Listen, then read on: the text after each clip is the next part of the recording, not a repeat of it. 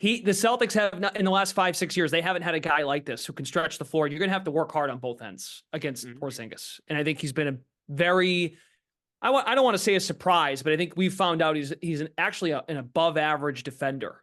And he does present matchup problems on the defensive end, but offensively, the way he stretches the floor, they haven't had that piece. Whereas I'm talking more about the opponent now. The opponent has to actually work really hard now to come out and guard a big that can shoot. Celtics Beat is powered by Prize Picks, the exclusive daily fantasy partner of the CLNS Media Network.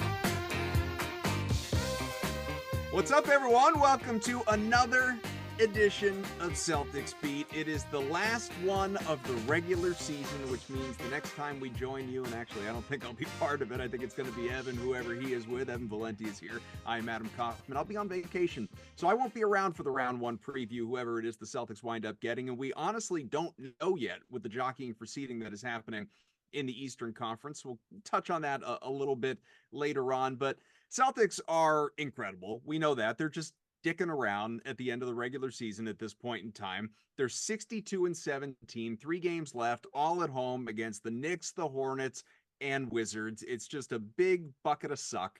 And so we're not going to spend a ton of time. Obviously, we're not going to preview these games that are coming up Thursday, Friday, and Sunday, respectively. It just doesn't matter. I mean, nothing that happens right now, barring obviously injury, matters as it relates to the end of the regular season. And that was never made more clear than by that game, as we sit here a little less than a week ago against Sacramento, when Joe Mazzulla refused to put the starters in for much of, if not the entire fourth quarter, as a lead was, double-digit lead was dwindling with the reserves. And I mean like next level reserves, like bottom of the bench. I may as well have been out there level reserves going up against the Kings starters because they had something to play for. And it took Xavier Tillman to hit a game winner with 7 seconds left to win that game. And after the game, Mazzulla called it practice. So that is where we're at. That is where we're at the end of the regular season, which honestly is a wonderful place to be. That's what you want. Get the guys in, get them their reps as much as they want them, and as much as, the team experts on load management and yada, yada, yada decide is necessary. But a C's with a 14-game lead in the Eastern Conference, it is obscene. I mean, this is like old school Yankees leading everybody else in the AL East in the 90s by double figures kind of situation right now late in the regular season. But there is, potential injury stuff to talk about as it relates to other teams, most notably the team that is quote unquote right behind the Boston Celtics, the Milwaukee Bucks. Giannis Antetokounmpo, who was out for the remainder of the regular season with this left calf injury and may not be ready for the playoffs once again. We think about last year when they went down in the opening round when they were injury depleted, obviously, and upset by the Miami Heat, who, as is often the case, became a postseason nightmare for the Boston Celtics. So a lot of stuff, obviously, to get into. But as you heard in the intro, as you can see on your cameras, if you're watching on the CLNS YouTube page, we have a guy we haven't had on here in a little while, and thrilled to welcome him back, my friend and yours, Brendan Glasheen, who, as I said, is the voice of the Maine Celtics, who, you want to talk about games that are meaningless for the big club? Not the case in the G League right now. The Maine C's, no longer the Red Claws, rest in peace. The Maine C's are 1 win away from winning a championship. We talk about Banner 18 in Boston. They're going for Banner 1 in Maine. And this is an exciting time, obviously. And, if this were the Lakers, they'd probably count that toward their original titles. But the Boston Celtics aren't going to do that. I don't think you'll see a Maine Celtics banner coming up at the TD Garden. But Glash, you took game 1, not you, but you were part of it, as far as I'm concerned, over the Oklahoma City Blue, 106-86, an utter domination. And of course, game 2 coming up Thursday night in OKC. It's a best-of-3 series. You guys can put it away now. Congrats in advance for when this team wins the title. I'm very excited for you. How are you? Welcome to the show. First of all, you've done almost 600 of these. That's incredible. First of all, not personally. When did we take over, Ev? Like around 300? We did this math a long time ago, and I don't remember exactly the numbers. So maybe we've been around for more than half. 250. Maybe more than half. Yeah. Either way, yeah. It's been we've been at this for a while. Yeah. It's been it'd be like the Maine Red Claws did the first half, and then the Maine Celtics came in and did the back half. something like that. But Similar vibe. thanks for having me on. Yeah, Maine is in a spot here where they can win their first ever championship. They've never been to a finals before. I was looking this up the other day. The last time an NBA franchise and its G League/D League affiliate won the championship in the same year was the 14-15 Golden State Warriors. And that Warriors team went 65-17. So the Celtics are right in that boat. They're not going to get to that 65 win total, but they're going to be right there. Well, they can if they sweep the rest of the way. Can they? Is that right? Well, that's right. They have 17 losses, so they could get there. Okay. My bad. Warriors went 67-15. 67-15. Yeah, not going to get there. But that year, Golden State had a double-digit lead for first place. I think Houston, with Chris Paul and James Harden, was the next best team in the Western Conference that year. And Santa Cruz ended up winning the D League title. So I was looking that up because based on where Boston is and where Maine is at this stage, it's been a lot of fun to follow this team, and having been with the team now the last couple of years and seeing some guys that were in Maine that are now impacting Boston's winning. The parallels in terms of how they play are very similar, and it's not just blowing smoke. They really take it seriously from how to get guys ready in a Boston-like system and try to get guys to play for the Boston Celtics. And that's what's happened here the last couple of years. Before we even touch on that and talking about some of the players, and of course there's, Celtics draft picks in there that people are familiar with, J.D. Davis and Jordan Walsh, among other guys. Something Evan and I were talking about just before the show started, and we haven't been there to personally experience it, but looking at it from afar, and obviously you've done a umpteen TV and even now in the playoffs, some radio games for this team, but you're in the arena, you're in the atmosphere. It looks, and obviously it's a smaller gym, it's not like the TD Garden or something like that, but it looks like an absolutely insane, incredible environment. They get like 3,000 people a night. So my first year was after the pandemic was still kind of going on. So they were easing fans back in the building. I'll never forget when the first year, the Maine Celtics had Theo Pinson on the roster. They had Jaysean Page, Luke Cornett. Cornett was actually nabbed for like a 10-day, I want to say it was with Cleveland, these 10-day hardship contracts. And Koff, I know you know about this kind of stuff because when you're playing NBA DFS, trying to manage your lineups, that must be a whole brain fart in terms of trying to figure out what the heck's going on with that. But that was what we were dealing with. So there would be guys coming off the plane, taking a shuttle or a bus to play, and we'd find out an hour before tip, yeah, we got a guy coming in. So that's like the minor league background of what the G League does, and you got to have 8 guys to play. But now with full packed houses, they've been selling out these games. They sold out the entire New Year's slate. We had 2,600 people at the playoff game on Tuesday night. It was so jam packed. You felt some of the chants you would hear at an NBA game. The "Let's Go Celtics." There was a wave. Maine was up 28 in the first half. There was a wave in the first half. The fans did a wave. There was a bunch of NBA and G League personnel there from the league coming in because it's the finals. But they jam pack. It reminds me a lot, for those of you that like to watch the AAU circuit in high school basketball. It has like a peach jam feel to it. You pack the place for the next big star. And of course, in this case, these guys are pros. But it's been fantastic, and the fans are really nice. And now that we're doing radio, we have fans sitting right on top of us. It's got like a Cameron indoor feel to it. So been really cool. And I know folks might think Maine, they think, college hockey, or it's more of a hockey region. No, they like their basketball. They really do. Well, yeah, Cooper Flag, obviously. Flag played a game at the Expo in January. Yeah, carrying the banner there.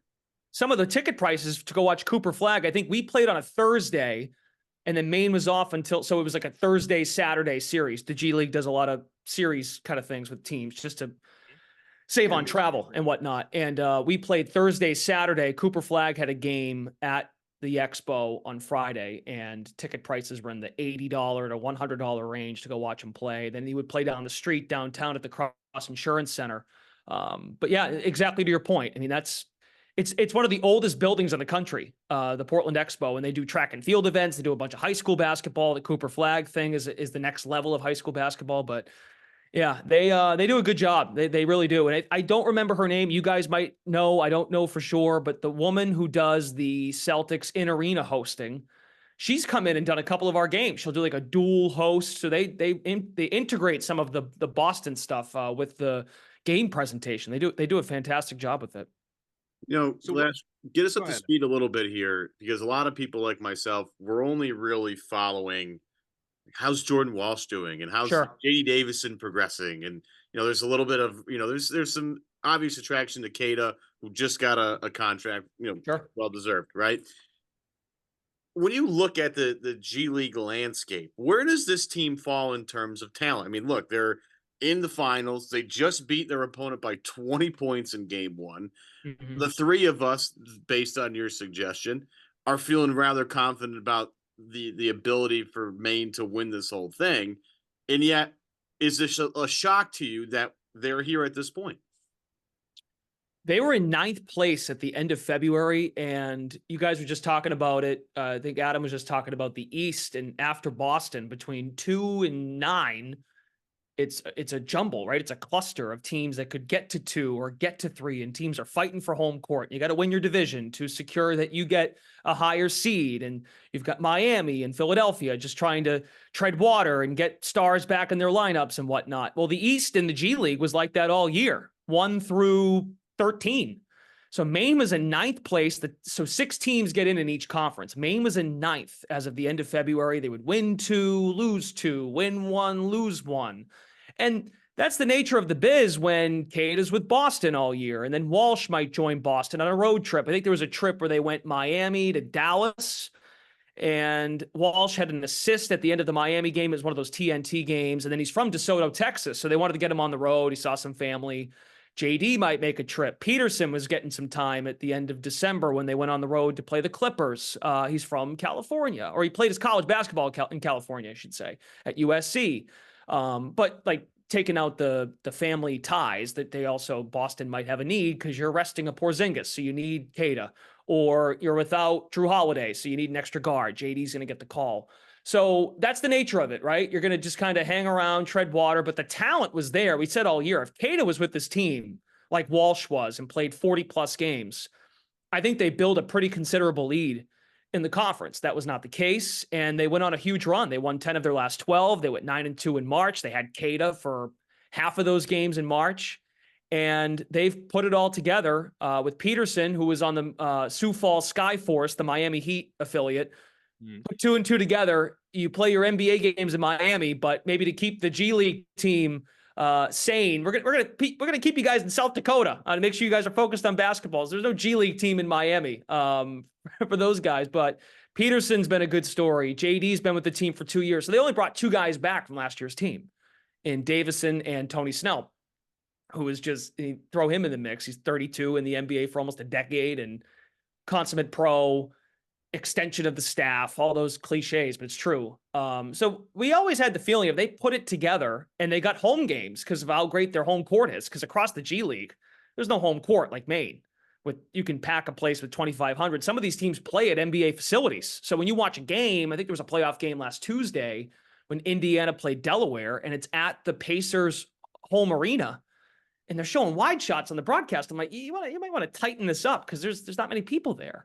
But these games at the Expo have been fantastic. But no, I mean, look, they're here, and I think some guys, Cade is a great example. Like, you're itching to get an NBA contract. You want to be at the next level. He was in the G League last year in the playoffs. He was the MVP runner-up in the league.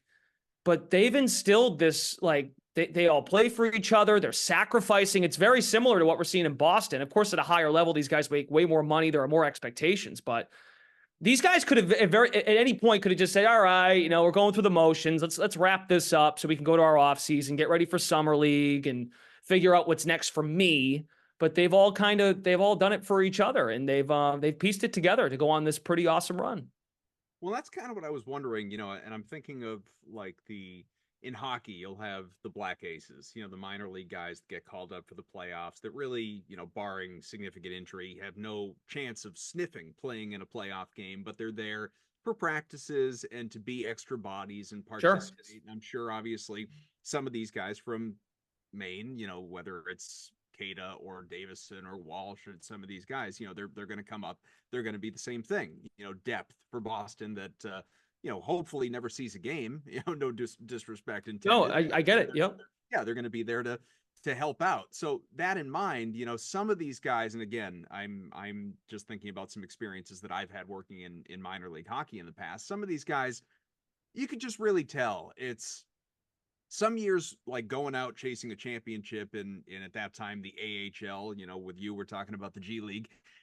It's meaningful. It's important. You're a competitor. You want to win a ring. Other guys, it's like, I mean, I like get me up to the pros sooner so I can be in that atmosphere and with those guys and getting those, day checks, week checks, whatever.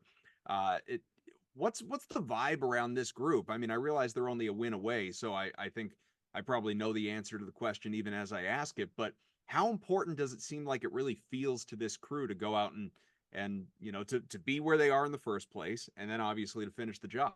I think it's helped them quite a bit. So just to throw a couple more names at you, like JD Davison and DJ Stewart, they started to get to know each other on a pro level back in August when they were in Boston for training camp. So Stewart played for the Sixers summer league team, and then he got picked up by Maine on a G League contract, but Stewart was a training camp invite. So Stewart and Davison go way back. Walsh, of course, was a draft pick, signed to an NBA contract. He was in camp. Tate has been in camp from the beginning to a two-way contract. They got Peterson, as I mentioned, in December when he was just a standard guy, and then he was on a Miami G League deal, and then Boston gave him a two-way. These guys have all been part of winning cultures where they've been. Walsh and Davison were in the NCAA tournament after their 1 years at their respective schools. Walsh was part of an upset against Kansas in last year's NCAA tournament. Davison was on some really good. Alabama got to the Final Four this year, but Davison was part of that fabric that Nate Oates has created at the college level. Stewart played at Duke, was part of a winning culture there, was in the playoffs in the G League last year. Peterson was an NCAA tournament player. Brandon Slater, I mean, you guys know this. Look at the Knicks, all those Villanova dudes that are playing NBA minutes. I mean, Brandon Slater was on those Villanova teams. He didn't win a title, but he got to a Final Four. They've got winning habits. And I think what should be kept keeping in mind, it's easy because this is a Celtics podcast. The Celtics have built such a huge lead in the East that these games in March and April are just tune-up games. Let's see what we have with Tillman and Cornette. Do we have a guy that is fighting for maybe a game's worth of minutes over the course of a 7-game series? Who's gonna go over who on the depth chart? So I say that because all eyes, I mean, I think the way these guys have approached it is, well, the big clubs got their crap ball put together. They're fine. They've got a 14-game lead. They're going to be the 1 seed in the East, and it's pretty close to but certain they're going to be the number 1 overall seed, right? Depending on the West and how that shakes out. But all eyes are on the G League for this particular team. Stevens was at our game last night. Rich Gotham was at our game last night. Mike Zarin, who is a treat to watch just as a fan. He gets super into it. Remy Cofield, Jarrell Christian, the GM. These guys are approaching it like not only for the Celtics, but all scouting eyes and folks that help run personnel when these games are on national TV. And I know they're not on ABC or ESPN or a TNT, but they're on ESPN News, ESPNU. Well, as that field shrinks, most scouts have their eyes on you, and you could be the next diamond in the rough. And I'm sure any of these guys would love. I just saw this tonight. The Memphis Grizzlies just used their 50th starting lineup because of all the injuries they've had, including former Celtic Marcus Smart. I was looking at their roster today. Memphis has like 8 guys on their team that have played in the G League, but they're NBA players now because they've been granted an opportunity. So I think the way these guys have all come together is let's take back a little bit of what we do individually, put it together. And if we win games and we show winning habits, that's going to attract an NBA team to perhaps give us a standard contract, or at the very least to bring us in for a camp invite and have a chance to be an impact player. And an impact player can be a guy who's 10th, 11th off an NBA bench. And I think and I'm not just saying this, I think they see guys like Hauser and Cornette and what their track was. Hauser was an undrafted 5-year college player. Luke Cornette was in Chicago. Boston got him in a trade. And as I mentioned, he was on a hardship 10-day, and then he was on a 2-way with Boston briefly. And then, what do you know, they're playing minutes for an NBA championship caliber team. So the fabric and the culture that Boston has established these last handful of years and how they've utilized their G League has, I think, motivated these guys. And it's true. Like guys like Cada will come back and he says, hey, I was talking to Luke Cornett and Porzingis and Horford are sending me a text. Congrats on the contract. Like those guys don't have to do that. Like they're happy for a guy like Cada because he's put the work in and they see it on a day in, day out basis. And guys like Stewart and Davison, as I mentioned, they're in camp. You know, JD Davison said he was super pumped when they got Drew Holiday because he wanted to pick his brain about defense and how to pick your spots on offense and how to guard multiple positions. And even Walsh having a guy like Tony Snell and the Tatum and Brown, guys that he looks up to, and he's 20 years old. So they look up to these guys. And I think when you see the winning at the next level from the parent club, you look at it, it's like they appreciate people that take back a little bit and want to win games. Yeah, that was a big part. Coffin, you probably experienced maybe some of this, but when I was doing play-by-play for the Valley Cats, a minor league affiliate of the Astros. So hockey, baseball, basketball, minor league trio. Yeah, we got the minor leagues wrapped up here, but we had a visit from the then GM, Jeff Lunow. And Jeff talked about the value at winning at every level. And they wanted to win the New York Penn League championship. They wanted to win the Sally League championship, the AA championship, the AAA championship, and the World Series. They were serious about developing winning habits from as early as you possibly can. So to the credit that the Celtics have done, they've created a Celtics environment in Maine, right? Guys, the offense is similar, the defense is similar. You know, guys are going to have roles. Like I think Jordan Walsh talked about this the other day. It's tough for him because he knows what his role needs to be to get in the NBA club, but his role with Maine is slightly different. He's talked about the balancing act of that.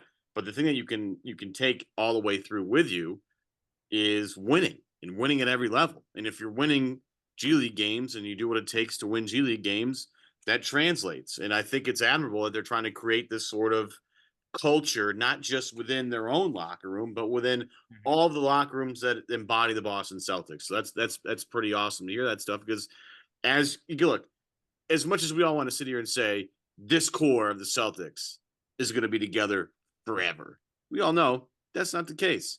We know JD is sitting there waiting for, the Peyton Pritchard trade or, somebody to move on. Well, Evan, just to use a quick example. I mean, look at Derek White and his ascension as a pro, and Popovich when he comes to town, or Boston's in San Antonio. Pop always has a soft spot for Derek White. But when Derek White was a G League guy, you have Kawhi Leonard and Tim Duncan and Manu Ginobili. Like you're focused on winning a title at that level, but at some point, guys like Derek White, who kind of fly under the radar, are going to fill out a 13-man active roster any given night. So guys that appreciate the winning culture at the next level and know it also when you have a superstar like Jaylen Brown, who just got a huge extension, and Tatum's due, and they just gave Porzingis a deal.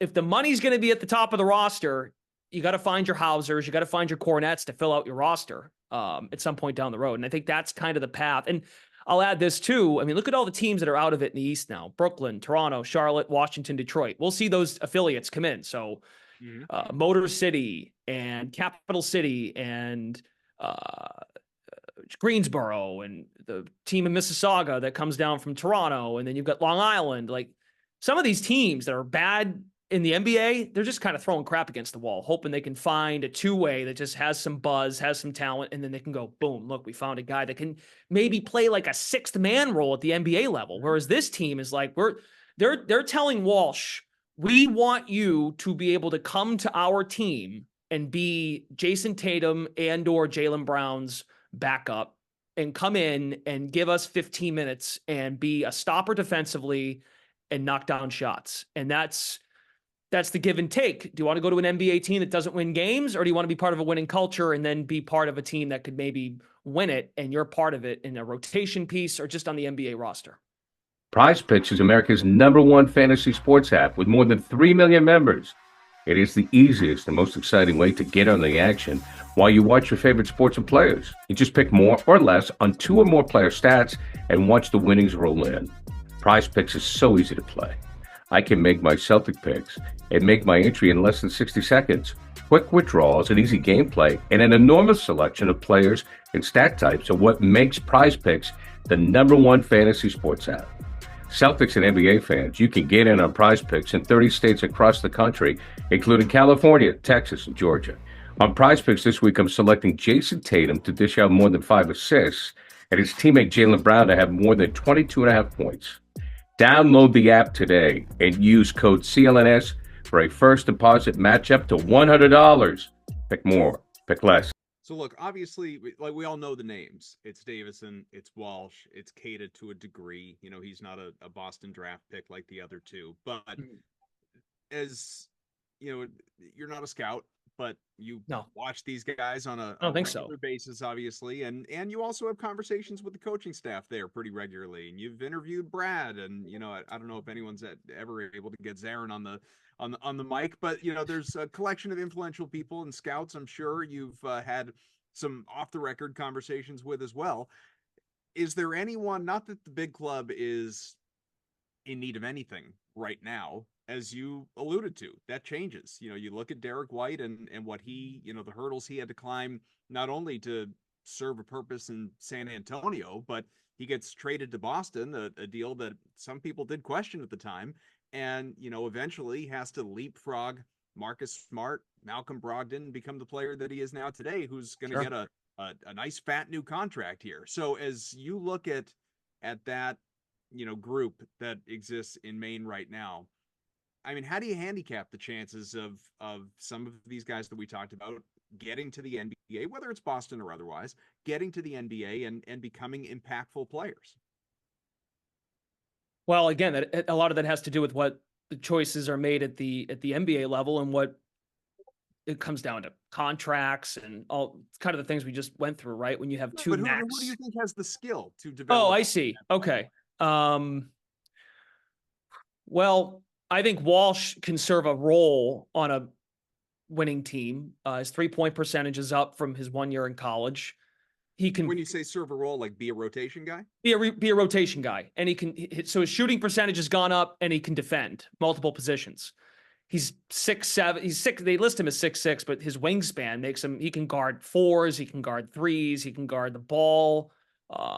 So Walsh, I think, definitely has a future, but there's so much raw ability, and he had a windmill dunk last night that I think fans might get a whiff of, and they're like, get this guy to Boston. And I'm like, I get it, but the dude needs games. And that speaks to answer your question, Koff, in a general sense, the one and done era of college basketball, and these guys don't have, if you're going to go one and done, the era of, I think the last big one and done that went to the NBA and played right away and was a star, and even then he still had trouble staying on the floor, is Zion Williamson.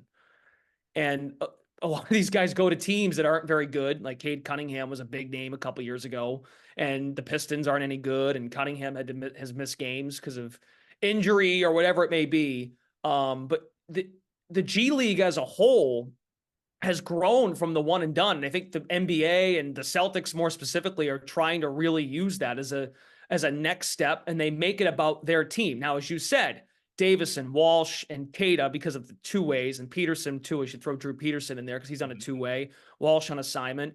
They're looking at those guys in their diaphragm of their program and how they fit their program. DJ Stewart's a guy, he's short, he's 6'2", but man, that guy competes.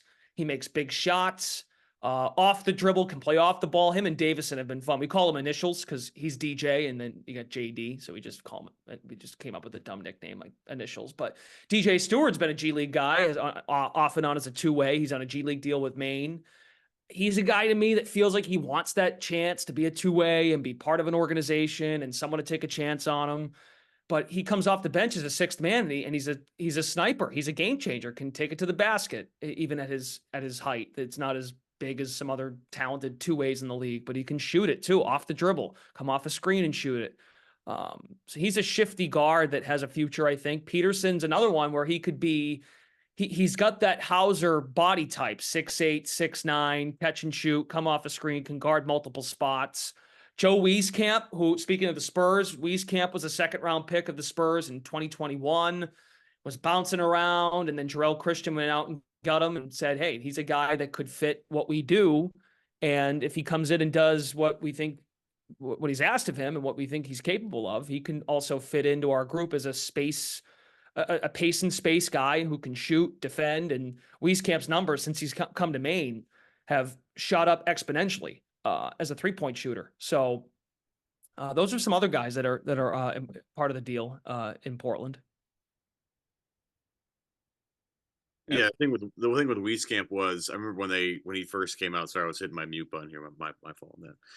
But the thing with him was he was like the best shooter of the draft when he came out. Drew Peterson can shoot the hell out of it. I mean, and what Sam Hauser is showing you is that and again, I'll go back, not go all the way back here, but I'll throw Duncan Robinson out there as another guy who is like these movement shooters. Like you don't have to be Klay Thompson to get drafted to the upper end of the first round and have all this accolades in the history of his father, like to be attached to you for you to get a spot in the NBA. Shooting has never been more important in this league than ever. Like right now, if you can be a movement shooter, there's a spot for you somewhere. And the way the Celtics have embraced the 3-point line, it makes these guys like a Wieskamp or a Peterson, or like what's really tragic to me is to watch our guy Gary Bird.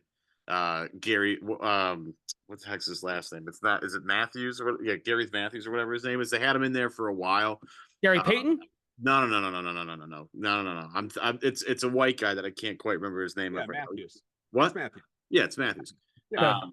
They let him get away, and he's become into a terrific shooter. It's the Max Strus. Strus. You bring him in with Javonte Green, and they pick Javonte, who's had a nice career himself. Don't get me wrong, but Max Strus is playing for legit rotation minutes for not a championship contender, but for a team that's going to play in the playoffs, right? Like those guys, with now this new avenue of movement shooting has never been more valuable than ever. Like there's definitely a spot for you. So these guys going out competing, maybe DJ Stewart's a little too small for this particular type of role, but like the other guys, like there's a spot for you, and Boston's going to have a spot for you at some point. As we talk about the roster getting more expensive, like they're going to find ways to cut corners. Like Sam Hauser, I keep thinking about this cop, and I haven't mentioned this in our group chat at all yet, but like I am terrified of the contract that Sam Hauser's going to get when he hits the open market, because it's going to be substantial if he keeps shooting like this. He's just an unbelievable shooter. So you're going to have somebody in the wing. Like, do you think these guys must understand that? Like they look at the Boston club and say, hey, like I'm looking at a version of me who eventually won't be here, and I can be that guy. So like all these minutes are super valuable. Just looking up, Duncan Robinson got 5 years, $90 million from Miami. I mean, that's like a horrific contract, but putting that aside, he got it. Yeah, but the AAV isn't that crazy when you consider some of the other guys that get that, right? And he's on a winning team. I just mean it is for Duncan Robinson, but know, the contract. Think about the guys currently playing for the Maine Celtics. Any of them would kill for 5 years. It's true. Oh God, yeah. No, when I say horrendous, I don't mean I mean in his favor. Like he is not. No, I got it. Yeah. No, Evan, I think you hit the nail on the head. I think that's exactly what these guys think. And even when it is a situation where they get, if Peterson's with Boston on a road trip, or even just sits on the bench for a home game and he's just there as an extra body, and there are games where these guys will go and it's an off night in Maine and the team's at home on a homestand and they've got a night off and Boston's at the Garden and they're not, even if they're not playing and they're in street clothes, it's a chance for them to pick these guys' brains. And Hauser came back up for a game. He is so, I think you even seen some of the video footage that's come out the last couple of days where you got Cornette was wearing a Maine jersey in warmups the other night. I think it was against, I forget who they were playing, Boston at home.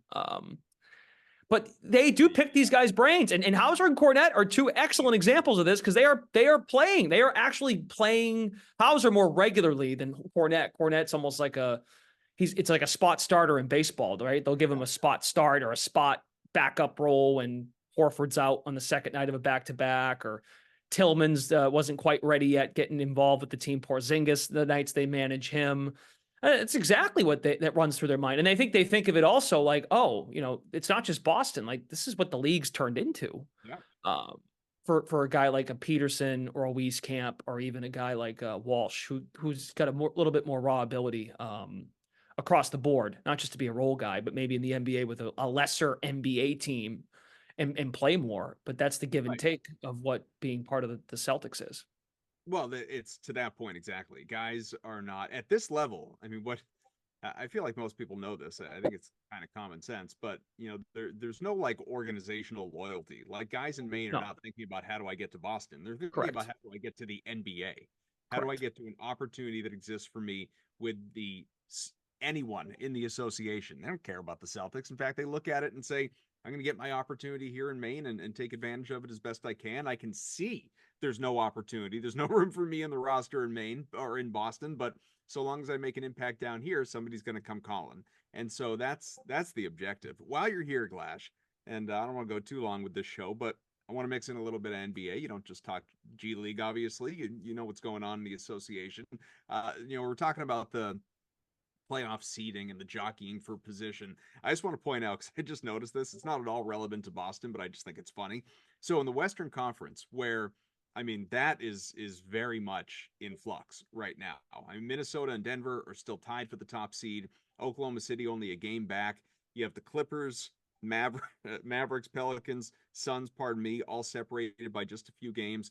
Kings, Lakers, Warriors. We know who's everyone else below them has been eliminated. So 1 through 10, we know. We just don't know what the order obviously is going to be. And so it makes the play-in tournament, unpredictable and funny. And, like, could we see the Lakers and Warriors play against each other in the play-in tournament? If the season ended today. Didn't they do that a couple years ago? That happened a couple years ago, right? So it's just nuts with that kind of star power. But what I wanted to point out was Minnesota, Denver, OKC, Clippers, Mavericks, Pelicans in that order. That is your 1 through 6. That is the current playoff bracket in the Western Conference. And all of those teams, it's a little fluky, I realize, but just to highlight, these teams going for it right now, trying to lock in whatever specific seed, these teams are all riding winning streaks. All of them, all 6.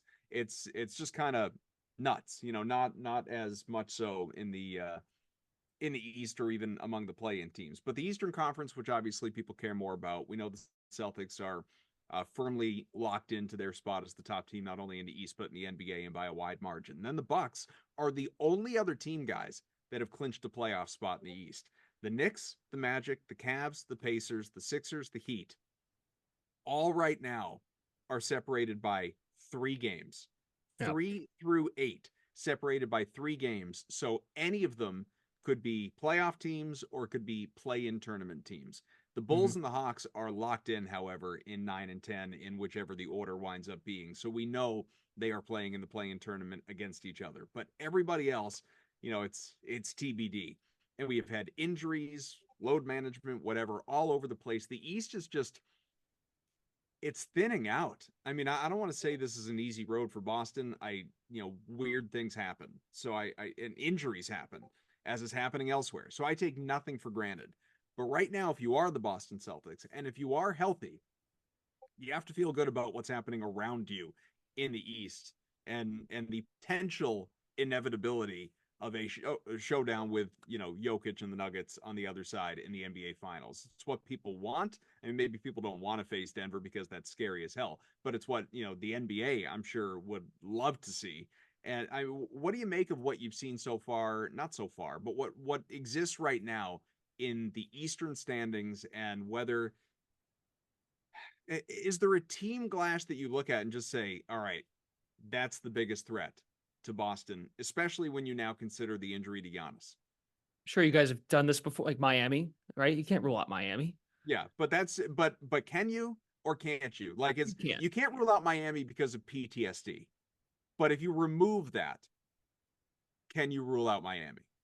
I think they're good. I think they've got enough. They got enough there to make it. I'm not saying that they're going to stomp all over the Celtics and do it to them Bucks style. It could happen to the Bucks a couple.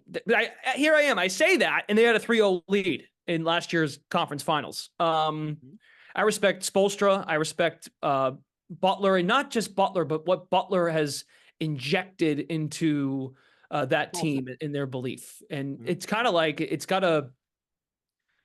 I like how Evan brought up the Max Strus example. Like they can just plug and play dudes in there and they think, oh, look, Max Strus did that or Caleb Martin did that. Then give another guy a shot. And like Terry Rozier gets a chance at some redemption on a contending team.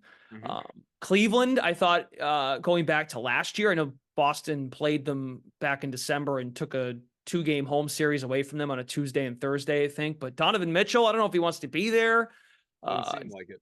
Damian Lillard's had some stuff. I think SI had an article on him, and he feels lonely. Like, that's kind of if the fact that Giannis has won one, and I know Doc's won one back from 08, but does that Bucks team have any shot to be like I think it was the year of not the lockout, but the shortened season where the Celtics were with Garnett, Pierce, and Allen. They were like hovering around 500. Then they got a good draw. I think Philly had an injury or something at the top of the league when they had Iguodala, and the Celtics went all the way to the conference final. I don't know if it was the year they went to the finals in 2010.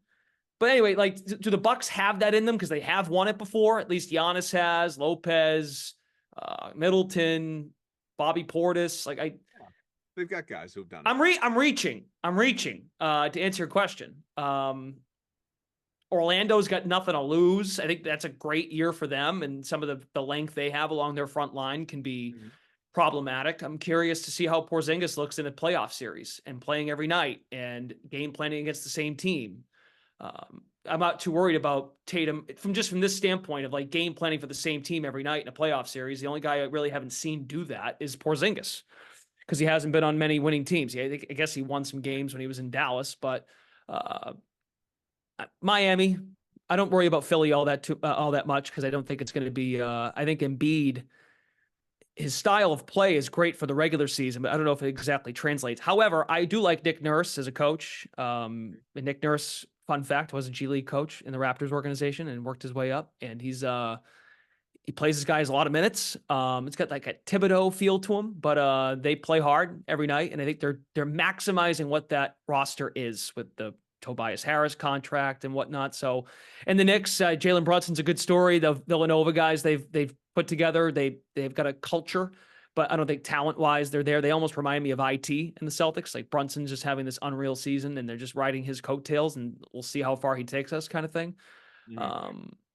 But you get Miami. If Miami ends up being because Miami could win in Philly, right, and be the 7, and they could get Milwaukee in the first round, and you dodge them in the first round. But if you draw Miami, I know you mentioned PTSD, but that's.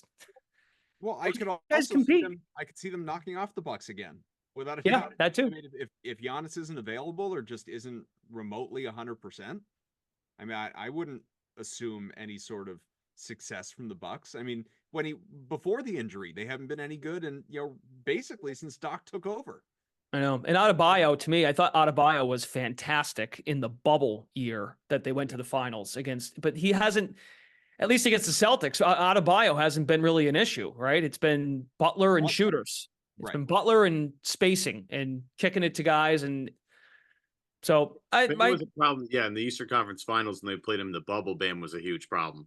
Yeah, it was excellent. And then I think the Celtics found they made an adjustment, or maybe Adebayo is not as good as I think he's a great player. Having Rob Williams was a huge help, and then now having Porzingis is a whole different. Like, Rob could hang with Bam in terms of all the stuff that Bam likes to do.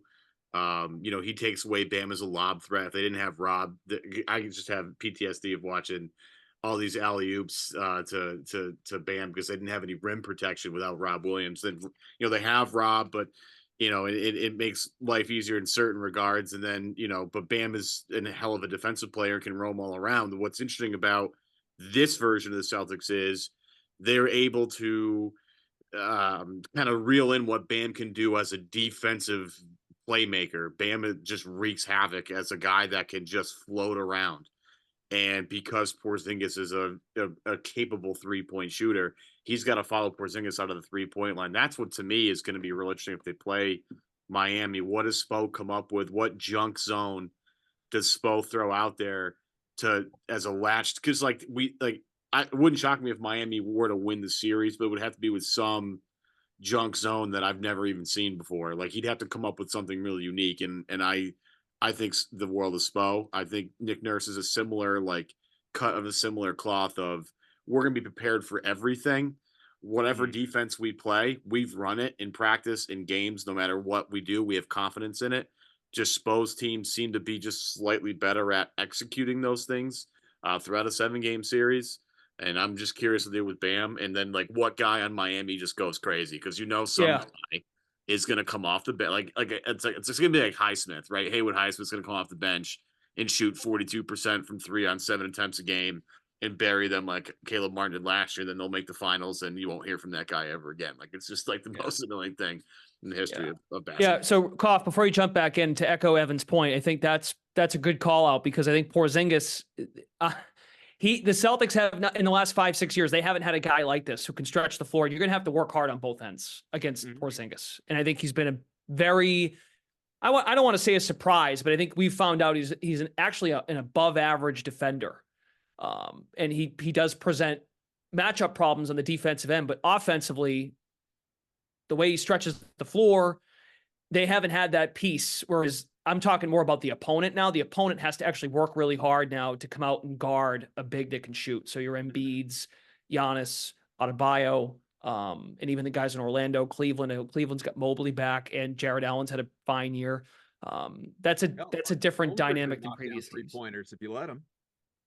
Yeah, or you just let him do it, and that could be troublesome. But no, I mean, look, we've been talking about this in recent weeks, and I'm sure you have. Because what else are you going to talk about? They've had the East locked up. I get it.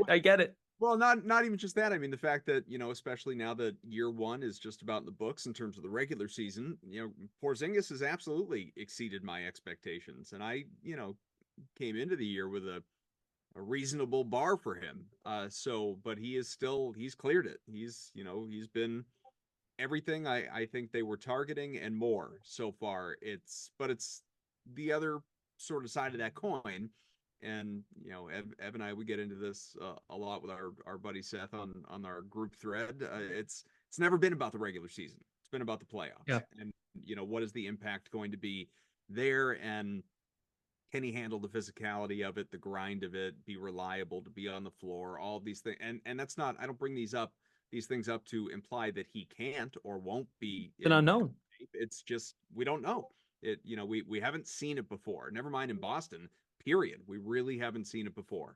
And a lot of these guys, and this is a credit to the Celtics, most of them, the impactful ones, have been through it. They've been through the ringer. I mean, there's no more, and honestly, in my mind, this went away a couple of years ago anyway, but there's no more like pointing at the Jays and saying they're inexperienced or they're too young or they're like, no, you're there. It's your moment. You fail, but there's no built-in excuse anywhere. And we've now lost the, I never had this, or I never played this card because I never believed in it. But for the many, many people, the maybe 50% of people that scream throughout Marcus Smart's career of what a, negative force that he was on this team, at least on the floor, if not off. And again, Marcus, if you're out there listening, I don't buy it. We don't stan you. We're big fans here of Marcus Smart, but I'll tell you what. I mean, there are a lot of people that would point to the Smart excuse, and that's gone too. Joe, it's not his first year anymore. He's been a damn good coach. He's going to be in the Coach of the Year conversation. The excuses are gone. Like everybody. Horford obviously has had many deep playoff runs with this team and elsewhere. You've had White, knows what it takes. Pritchard, Hauser is maybe for the first time going to get a real opportunity. I mean, he hasn't, I guess if you want to point to him and say he hasn't really had it, I wish he had last year. I was begging for him to get it last year and he really didn't. So this is now Hauser's time, but Porzingis is something of, I don't want to call him an X factor. That's too much. But there's definitely, now his time has come to show that he's who everyone has come to believe that he is, and I'm excited for it. I'm not going in with skepticism or doubt. I'm just excited to see it. And I know that we're all, just to kind of put a nice little bow on this from where we started, I'm excited to get through these next 3 games, because that's where we're at now. I've often said, like, enjoy the ride, don't wish time away, all that. Now we're in the get through portion. Get through the last 3 games of the regular season that don't mean anything, and let's get to the playoffs and find out who they're facing, and shorten the benches, and you get the more predictable rotations and minutes and all of that good stuff that I love from a DFS and gambling perspective. And this is just going to be fun. I hope it's fun, but we need them to stay healthy, and that's ultimately the bottom line. Maintain your depth. That comes through health. Last thing I'll say is, I'm sure you've heard this before. You guys have talked about this, I'm sure, on your shows and other Celtics content you consume. So you asked me what team. Well, it's themselves, right? The only team that can get in their own way is themselves. And I'm sorry, when you play a 7-game series, whether it's round 1, whether it's the conference final, and more specifically, if it's an NBA final, they've had an excellent point differential, just over 11 points a game. There's going to be a couple games in a 7-game series. If a series goes 6, there might only be 2. There might be 1. There might be 3. There could be 4. I just hope they stay the same in that same connectivity on offense and keep running their stuff and go away from it at the end of these games. And the Porzingis thing, I was working at the Sports Hub the night this happened, but they went to Porzingis a ton in one of those games. He had 15 shots at halftime, and he took 2 in the fourth quarter and overtime combined in that second Atlanta game. And I'm like, now I liked the play they ran for him. They threw it into him in the post, drew a second defender, and then they had Brown come off a curl and he hit the tough contested elbow jumper. But like, that's a kind of play where I'm like, okay, that's good. They're still using the dude they went out and got to change the spacing and give, that's where like the Marcus Smart thing, I'm like, okay, like you're right. That's gone. If you had problems with it, that's gone. Use everybody. Like you don't have to just say, give it a 0, get out of the way, or give it a 7, get out of the way. Keep playing your game. Because these games will get tight. That is par for the course. That's how a series goes, especially against a respectable opponent. I don't love the Sixers, but they have seen you before. I respect Nurse. They've got guys that have been there before. Whether they've won a lot is a different question, but they've been in the playoffs before. Your Miamis, your Milwaukee's, like you got to stay in it and just don't go away from stuff at the end because it's close and you're supposed to clear out and try to make a crazy shot to win a game. Like keep playing your game. That's what I would get worried about. So that's what I mean when I say beat yourselves. Like keep doing what you've been doing for 3.5 quarters. I don't respect Philly at all. If you lose to Philly, blow it up. Oh, I know. Blow it up and start over. If you lose to the Sixers. Well, I'll tell you, the team, everybody. The staff is going to tell them to respect them and respect them. Be like, I'm doing the coach thing. I want the Celtics to, respect the Oklahoma City Blue. Like I want nothing but respect from them. Yeah. I don't need to respect them. That I have no impact on the way this plays out.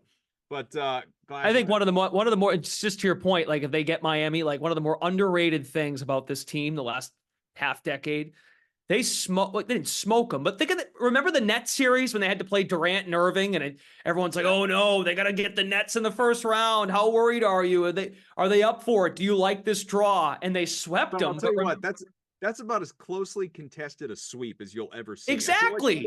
I feel like the Celtics won that series by a total of like 10 points. But that's my point. Like no one gave the Nets a shot. They're disgruntled. You've got 2 stars. They kind of they met in the tunnel going back a few years at All-Star Weekend. Let's put it together. And that's why it wouldn't count out like a Milwaukee that's had its issues, I'm sure. But you might get into some grinders here, and you got to stay together. And that's a great example of a Marcus Smart game where he made a great cut and made a great finish. And I'm with you too on Tatum. Like Game 6 Milwaukee, the year they went to the finals.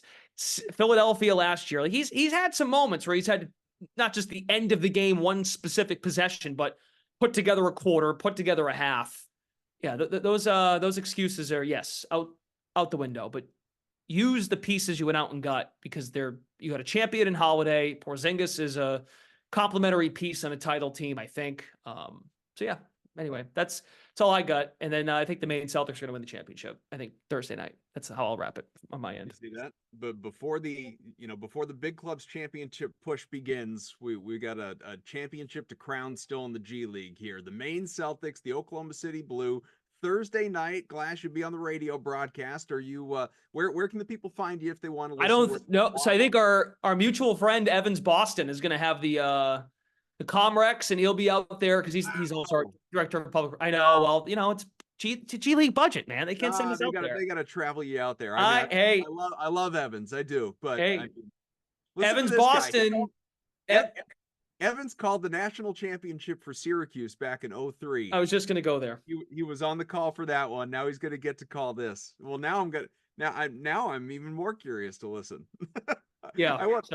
He's going to be all selfishly, if they don't get it done Thursday, we would have Game 3, the deciding Game 3. It's a best of 3 series would be Monday night at 9 Eastern at the Expo. So, well, cool as it would be to win at home, nobody wants the pressure of a winner take all game. No. Go out, get the job done, especially when you're up, like you said, 28 in the first half. You beat the team by 20. Just go out, torch this club, win the title, and let's have a I don't know what's the equivalent of a duck boat parade through Portland.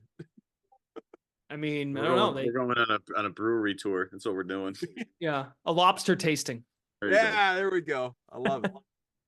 Good stuff. All right. For Brendan Glasheen, great to have him on. It's been a while. For Evan Valenti, I am Adam Kaufman. Next time, it is a preview of the playoffs and what is to come for the Boston Celtics in round one. Very excited. It's almost here, folks. We're into mid-April at this point. Playoffs are coming, and hopefully a parade is only a couple months behind. We'll talk soon.